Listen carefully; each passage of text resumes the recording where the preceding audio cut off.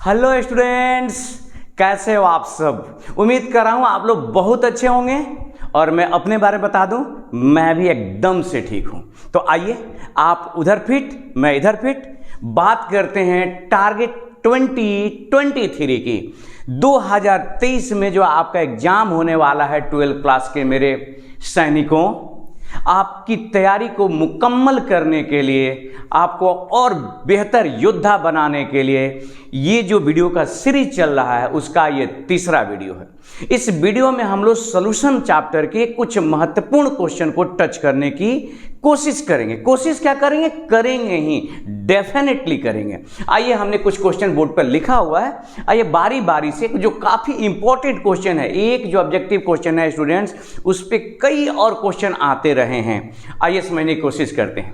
पहला क्वेश्चन है कि CaNO3 होल ट्वाइस का भान 1/2 गुणांक। आपको मैं बता दूं कि 1/2 गुणांक को अक्सर आप देखेंगे कि I से डिनोट किया जाता रहा है।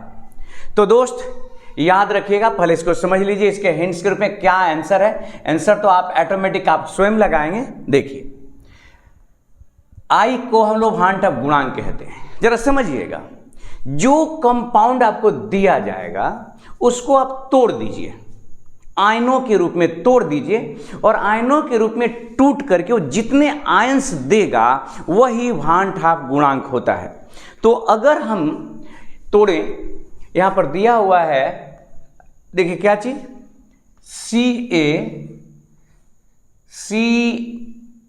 NO3 है ना, NO3 होल 2, ये टूट करके देगा इस तरह से, Ca पर प्लस प्लस और 2NO3 माइनस। तो बताइए कितने आयन दिया? आयन दिया, यहां पर से हटा देते हैं। अब आयन दिया कितना ये, तो एक आयन और दो आयन, 3 आयन था। I का मतलब 3 हो गया। मतलब इस क्वेश्चन के लिए 1/2 गुणांक का वैल्यू कितना है? 3। एक दूसरा एग्जांपल लीजिए। कल्पना करिए कि आपको दिया गया MgCl2 के लिए आपको I का वैल्यू पता लगाना है। तो दोस्त इसको तोड़ दीजिए, ये हो जाएगा Mg प्लस प्लस और 2Cl माइनस। तो बताइए एक आयन और दो आयन कितना हुआ? I का वैल्यू यहां पर भी 3 हो गया। अगर हमने NaCl के लिए दिया होता तो ये हो जाता Na plus Cl minus, 2 ion के रूप में टूट गया, मतलब I का वैल्यू 1/2 गुणांक का मान कितना हो जाता है? 2 हो जाता। तो सिंपल सा याद रखिएगा लॉजिक, कि जितने आयन के रूप में वो टूटेगा वही उसका 1/2 गुणांक होगा। तो अच्छा, एक बात याद रखिए, बड़ी कंजूसी से मैंने कोशिश की इसमें 10 क्वेश्चन को एडजस्ट किया जाए। थोड़ी सी हो सकती है कि आपको छोटा दिखे, स्पष्ट न दिखे, फिर भी दोस्त थोड़ा सा मैनेज कर लेना है। आपको जो इसका हिंट्स बताते जा रहा हूं आप उसको नोट करते जाइए, क्योंकि जगह के अभाव में मैं उससे मिटाऊंगा भी। आपको बताना है कि K4FeCN6 के लिए 1/2 गुणांक बराबर वाट। आप मुझे कमेंट करके जैसे वीडियो देखेंगे, और एक बात और, आप में से जितने लोगों से मैं कह रहा हूं कि जिस सवाल का जवाब दीजिए, आप मुझे क्यों नहीं सवाल का जवाब देते हैं? आपको बताना, गलत या सही, आपको बताना है कि 1/2 फैक्टर्स, उसके लिए मतलब 1/2 गुणांक का मान I, जिसको I कहते हैं। एक्चुअली सच्चाई तो यह है कि 1/2 गुणांक को हम लोग I से डिनोट करते हैं, ये I है, इसका वैल्यू क्या होगा?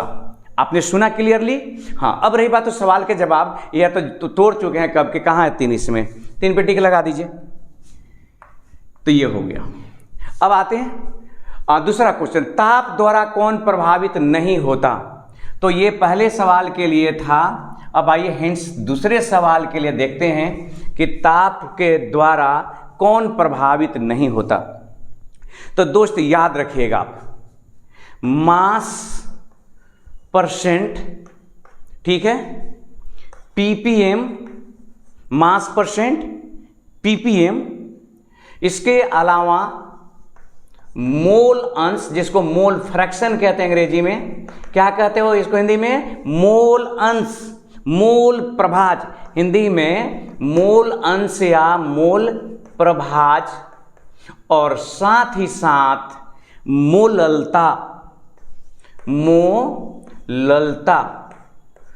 ये याद रखिए कौन कौन, मास परसेंट, ppm, मोल फ्रैक्शन और मोललता ताप से स्वतंत्र होते हैं, ताप से स्वतंत्र होते हैं।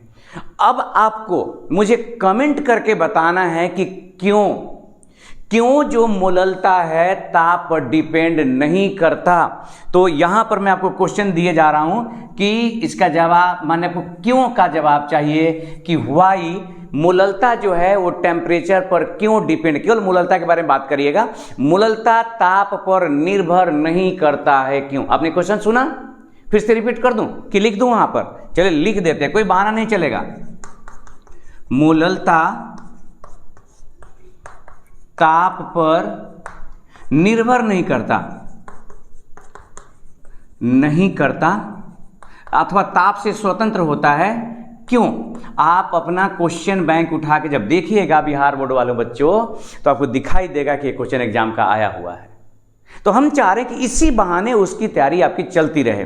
तो मुझे कमेंट में बताना एकदम ब्रीफली, जितना संक्षेप हो सके, जितना शॉर्ट से शॉर्ट में, इसका जो की पॉइंट है जिसकी वजह से निर्भर नहीं करता। जबकि कोई भी क्वेश्चन का जवाब देना है तो एकदम क्वेश्चन कोशिश करना है कि आंसर एकदम शॉर्ट में आप दें।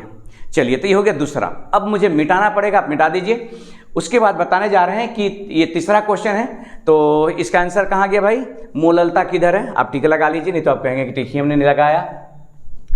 अब है कि 0.3 m फास्फोरिक अम्ल, फास्फोरिक शब्द होना चाहिए, फास्फोरिक अम्ल का नर्मलता होगा। तो याद रखिएगा, आपको मैं यहां पर अभी मिटा रहा हूं, स्क्रीनशॉट ले लेंगे आप लोग।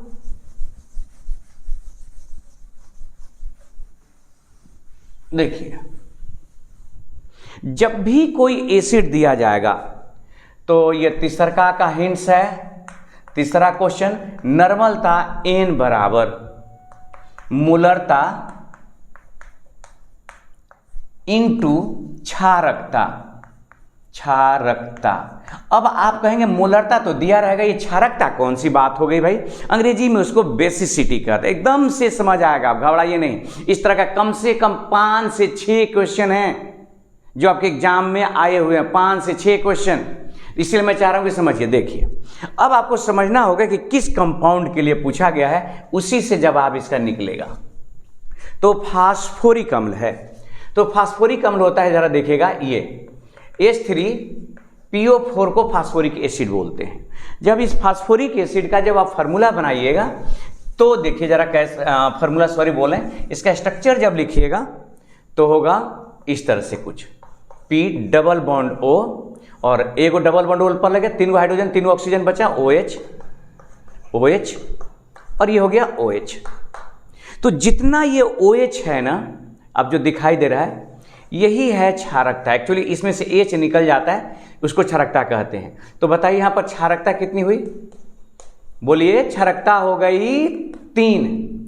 तो आपको है क्या है यहां पर फॉर्मूला क्या है? N इक्वल टू मोलरता। कितना मोलरता है? 0.3। तो मोलरता हो गया 0.3 इंटू क्षारकता कितनी आई? 3, 0.9। इसमें देखिए कहीं 0.9 है, कहाँ गया मेरे भाई? 0.9, सॉरी डी है, डी चॉइस है 0.9। अब हम आपको एक क्वेश्चन दिए जा रहे हैं, आपको बताना है फास्फोरस अम्ल का। यहां पर देखिए आपके लिए हो गया क्वेश्चन, ध्यान दीजिए, ये क्वेश्चन आपके लिए फॉर यू क्वेश्चन है कि फास्फोरस अम्ल, फास्फोरस अम्ल कितना है? इसका लिए 0. हम इसका भी 3 देते हैं, तो 0.3 m फास्फोरस अम्ल का N बराबर वाट। याद रखिए 0.3, यहां दिख रहा है क्वेश्चन स्टूडेंट्स, थोड़ा और बढ़िया से लिख दें। 0.3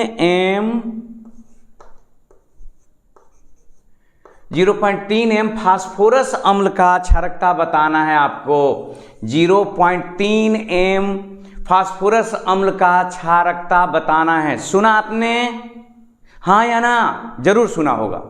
अब आते हैं क्वेश्चन नंबर 4 पे आते हैं।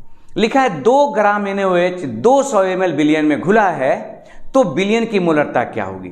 एक मैं और आपको और न्यूमेरिकल बताऊंगा नेक्स्ट वीडियो जब बनाऊंगा। तो हमेशा आता है 5 ग्राम यूरिया घुला हुआ है, ये वाला, ये भी क्वेश्चन 2-3 बार पूछा जा चुका है। तो आइए अब उसको नोट करिए ताकि मिटा करके आपको वहां पर हिंट्स मैं लिख सकूं। स्टूडेंट्स नोट करते चलना, ठीक है, ओके। तो देखिए आप उसका स्क्रीनशॉट लें, कैसे बनेगा। आपको क्या निकालना है, तो आपको निकालना है मोलरता। ए भाई, तो मोलरता का क्या फार्मूला, मोलरता बराबर जो भी है आपका विलेय का मोल। तो विलेय इसमें कौन है, ये 2 ग्राम है। तो देखिए पहले मोलरता बराबर मोल, विलेय का मोल अब बटा बिलियन का जो आयतन होता है, मैं संक्षेप में लिख रहा हूं, आयतन वो किस चीज में, तो लीटर में।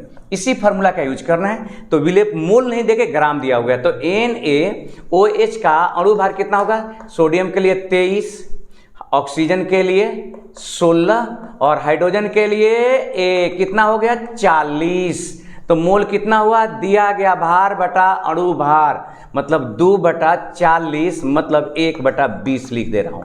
तो मोल पता चल गया हमें। अब हमारे पास है आयतन कितना, 200 ml, लीटर में बदलना होगा। भी हो गया, भी आयतन 200 ml बराबर हो गया 200/1000, इतना हो गया लीटर।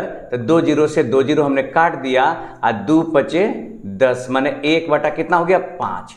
तो हमारे पास फार्मूला क्या है, आईएस फार्मूला का उपयोग करते हैं। m बराबर हो जाएगा मोल, मोल कितना है भाई 1/20, तो 1/20 अब बटा आयतन कितना है 1/5, कितना हो गया 1/20, ऊपर चला गया 5, 5 का 20, 1/4, 1/4 इसमें है कहीं 1/4 तो नहीं है, लेकिन पॉइंट में दिया हुआ है। तो 25 चौका 100.25, यही होगा आपकी मोलरता 0.25 m। मोलरता कितना हो गया 0.25 m हो गया मोलरता। तो इसका मतलब हो गया, इसका जवाब हो गया आपका A। अब आइए क्वेश्चन नंबर 5, उसे आप नोट करिए, तब हम बात करेंगे क्वेश्चन नंबर 5 के बारे में। देखिए HCl और H2O का स्थिर क्वाथी मिश्रण होता है। मिश्रण में HCl और H2O के स्थिर क्वाथी मिश्रण में यहाँ पर कुछ क्वेश्चन छूट गया है। HCl का अच्छा सॉरी HCl दिया ही हुआ, एकदम सही है, इसमें कहीं कुछ छूटा नहीं है। देखिए स्थिर क्वाथी मिश्रण क्या होता है। स्थिर क्वाथी मिश्रण वह होता है कि अगर कोई सॉल्यूशन है उसको गर्म करें तो जितने भी आपके मिश्रण के कंपोनेंट्स हैं, घटक है, सब एक ही साथ वाष्प बन जाए। और अगर ठंडा करे तो सब एक ही साथ फिर ठंडा हो जाए। मतलब चीनी पानी को गर्म करेगा तो पानी वेपर बनेगा ना, वाष्प पानी बनेगा, चीनी तो नहीं बनेगा।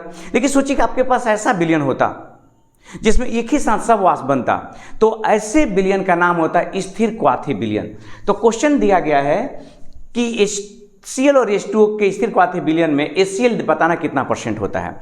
इसका मतलब तो ये होता है कि H2O और HCl स्थिर क्वाथी विलयन बनाते हैं। तो आइए जरा देखने की कोशिश करते हैं यहां पर कि क्या होता है इसका सही जवाब। तो दोस्त इस क्वेश्चन के आंसर को याद रखने से पहले आप ये याद रखिएगा कि अल्कोहल, इथाइल अल्कोहल और पानी भी स्थिर क्वाथी विलयन बनाते हैं, जिसमें इथाइल अल्कोहल 95%, 5% पानी। तो याद रखिएगा 95% इथाइल अल्कोहल और पानी स्थिर क्वाथी विलयन बनाते हैं। अब आते हैं HCl वाला जो क्वेश्चन दिया है। HCl प्लस वाटर भी स्थिर क्वाथी विलयन बनाते हैं, लेकिन HCl के लिए उसमें है 20.3%। तो देखते हैं इसका आंसर क्या होगा। 20.3% होना चाहिए HCl, तब जाकर क्या बनाता है, स्थिर क्वाथी विलयन बनाता है। अच्छा, अगर HI हो और पानी हो जाए तो ये भी याद रखिएगा कि HI का 57, याद रखिए कितना, 57% ये बनाता है स्थिर क्वाथी विलयन। याद रखना है ये सब। अगर HNO3 आप प्लस वाटर लें, ये भी स्थिर क्वाथी विलयन बनाता है और इसका होता है 68%। कितना परसेंट? इसका 68% जो विलयन होता है वो स्थिर क्वाथी विलयन बनाता है। तो याद रखेंगे कि अगर इथाइल अल्कोहल पानी है तो इथाइल अल्कोहल का 95%, HCl का 20.3%, HI का 57%, HNO3 नाइट्रिक एसिड का कितना 68%। तो दोस्त पहले तो इस सवाल के जवाब से पहले मैं आपको एक क्वेश्चन फिर से एक बार देना चाहूँगा। ये क्वेश्चन आपके घर के लिए, आपको बताना है HClO4 का कितना परसेंट स्थिर क्वाथी विलयन बनाता है जल के साथ। HClO4 का कितना परसेंट। अब उस क्वेश्चन का आंसर देख लीजिए, 20.3। तो इसमें देखिए 48%, 22 हो गया, ये नहीं हो सकता, 36 से नहीं हो सकता, 20.2 लिखा है। तो क्या करें, आप इसी को सही मारेंगे, 20.2, ठीक है। वैसे होता है 20.3 होता है, वो 3.1 होता है एक्चुअली। अब देखिए कौन अणु संख्या गुण है, तो उसको जल्दी से नोट करिए, इसके बारे में मुझे बात करनी है, आपको ढेरों सारी बात करनी है। एकदम कंफर्म याद चाहिए दोस्त, कंफर्म। और साथ ही साथ मुझे बताना है HClO4 का कितना परसेंट स्थिर क्वाथी विलयन बनाता है। अब आइए नेक्स्ट, आप लोग अपने एग्जाम की तैयारी के लिए कमर कस लीजिए, चाहे कुछ भी हो जाए, हर परिस्थिति हर कंडीशन में तैयारी मुकम्मल होनी चाहिए। इतनी तैयारी कि आप कह सके एग्जाम लेने वाले से भाई पहाड़ पर बैठा के एग्जाम ले लो, मुझे कोई फर्क नहीं पड़ता, मैं बेहतर से बेहतर करने के लिए प्रतिबद्ध हूं और हम हैं आपके सामने ऐसी तैयारी कराने के लिए। अणु संख्या गुण, अरे भाई देखो ये है अणु संख्यक गुण, इसको कहते हैं हम लोग कोलिगेटिव प्रॉपर्टी, अंग्रेजी में कोलिगेटिव प्रॉपर्टी। वैसे तो प्रॉपर्टीज लिखा है, कोलिगेटिव प्रॉपर्टीज। वैसे तो मैं बता दूं दोस्त कि ये जो क्वेश्चन है एक बार नहीं, 2 बार नहीं, 10 बार से ज्यादा आपके अलग अलग एग्जाम देने के लिए जो भी आपके पास हथियार मौजूद है ना, उसमें क्वेश्चन मिलेगा कोलिगेटिव प्रॉपर्टी वाला। तो याद रखना है कि कुल मिलाकर के 4 कोलिगेटिव प्रॉपर्टीज होते हैं। अब रहता है कि कौन कोलिगेटिव प्रॉपर्टी है, कौन कोलिगेटिव प्रॉपर्टी नहीं है। यही करते करते क्वेश्चन डिफरेंट, माने चॉइस बदलेगा, कंसेप्ट हमेशा एक ही रहेगा। तो कौन कौन कोलिगेटिव प्रॉपर्टी है, तो एक है relative lowering of vapour pressure, संक्षेप में RLVP लिखा हमने। क्या कहते हैं, relative lowering of vapour pressure, Hindi में कहते हैं वाष्प दाब का अपेक्षिक अवनमन। याद रखिए, वाष्प दाब का अपेक्षिक अवनमन कोलिगेटिव प्रॉपर्टी होता है। दूसरा होता है, अगर बात करें हम लोग, तो क्वथनांक का उन्नयन, एलिवेशन ऑफ बॉइलिंग पॉइंट, क्वथनांक का उन्नयन। उसके बाद होता है हिमांक का अवनमन, और उसके बाद होता है परासरण दाब। क्या होता है परासरण दाब, इसका क्या कहते हैं, क्वथनांक का उन्नयन, क्वथनांक का उन्नयन। अब इसका संक्षेप में रह दीजिए, वाष्प दाब का अपेक्षिक अवनमन होता है। थोड़ा बड़ा इसलिए मैं नहीं लिख रहा हूँ जगह के अभाव में। तो वाष्प दाब का अपेक्षिक अवनमन, क्वथनांक का अवनमन, हिमांक का अवनमन और परासरण दाब, ये 4 होते हैं अणु संख्यक गुण जो अणुओं की संख्या पर निर्भर करे। तो यहाँ है कि कौन अणु संख्यक गुण है, क्वथनांक, वाष्प दाब, परासरण दाब, हिमांक।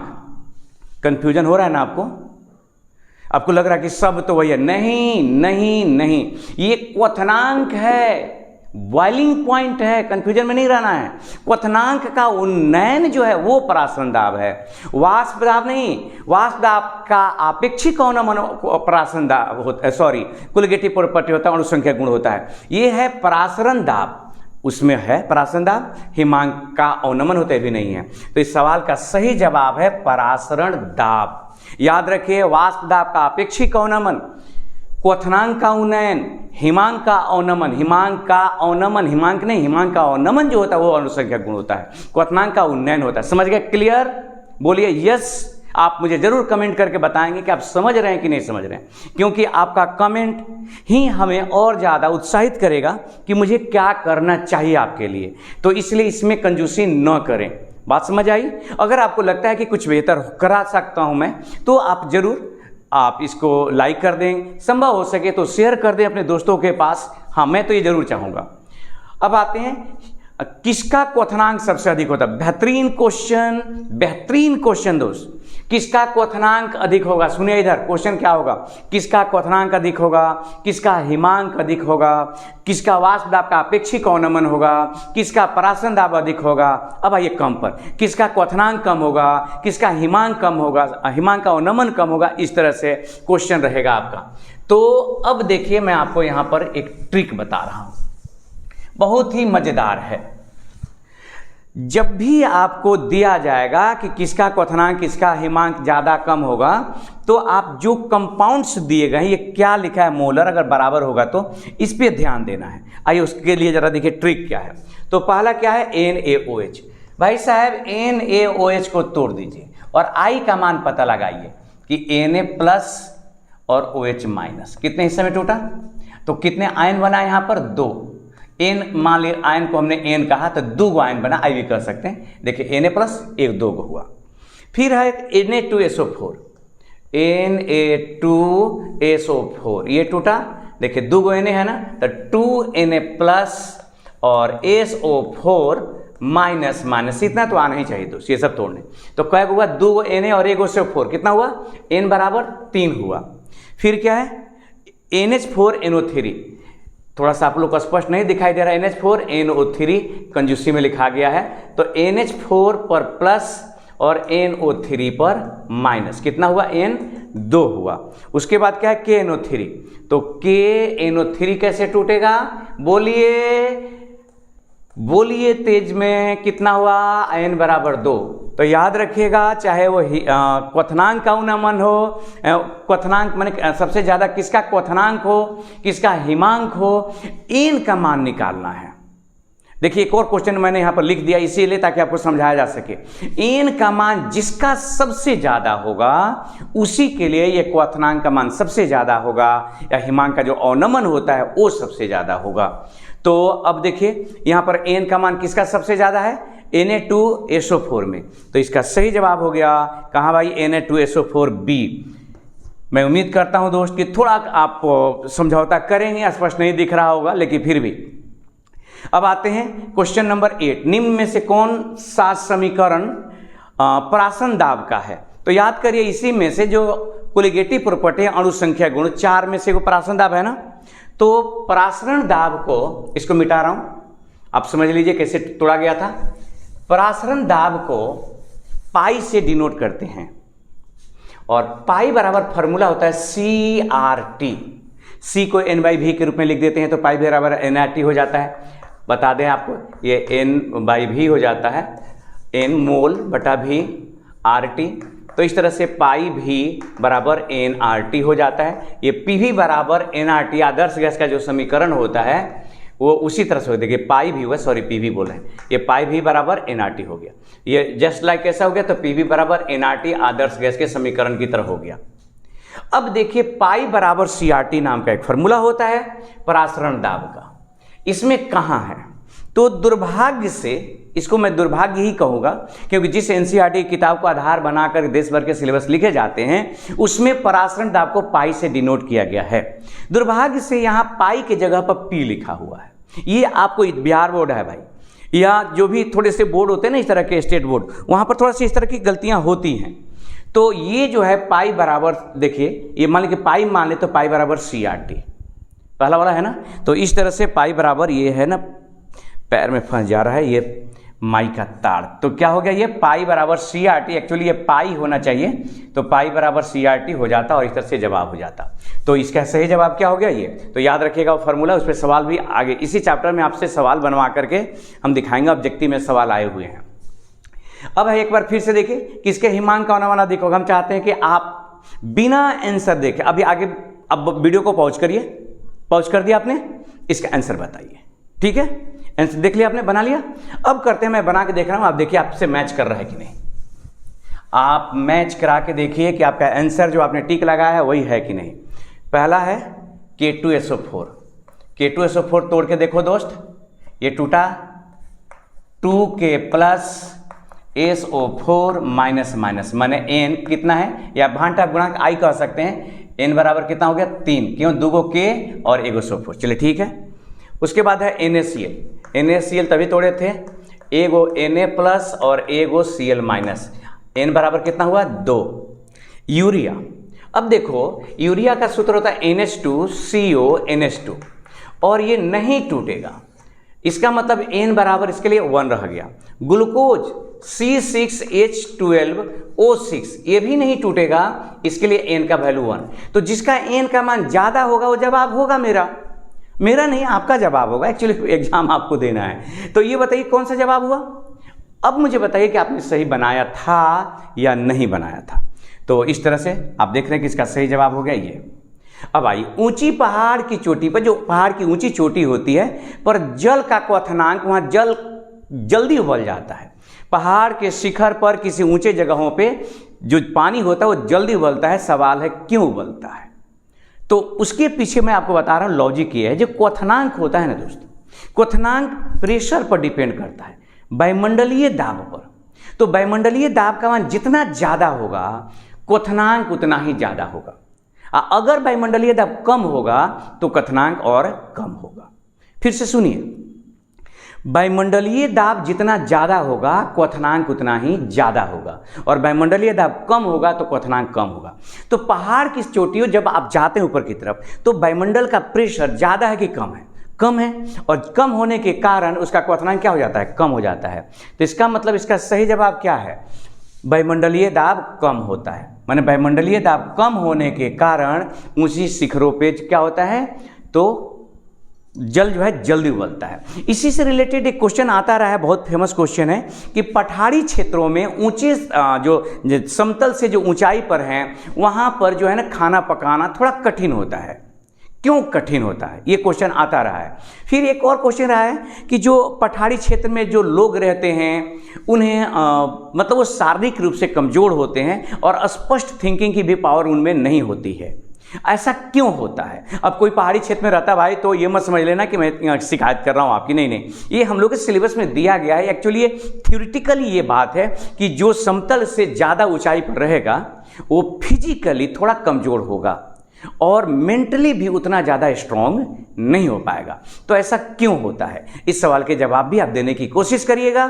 फिर भेंट होगी एक अगले वीडियो में, तब तक अपना ख्याल रखिए, हंसते रहिए, मुस्कुराते रहिए, और हाँ चाहे कुछ भी हो जाए, लाख तूफान आए, हाँ जान नहीं जानी चाहिए। चाहे कुछ भी हो जाए पढ़ाई जारी रहनी चाहिए। हम आपके साथ हैं। धन्यवाद।